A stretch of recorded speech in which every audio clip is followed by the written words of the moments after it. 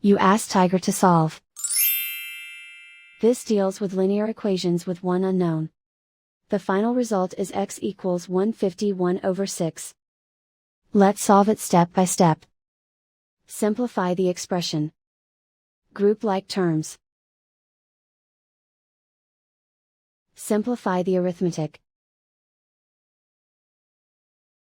Group all constants on the right side of the equation. Subtract 29 from both sides. Simplify the arithmetic.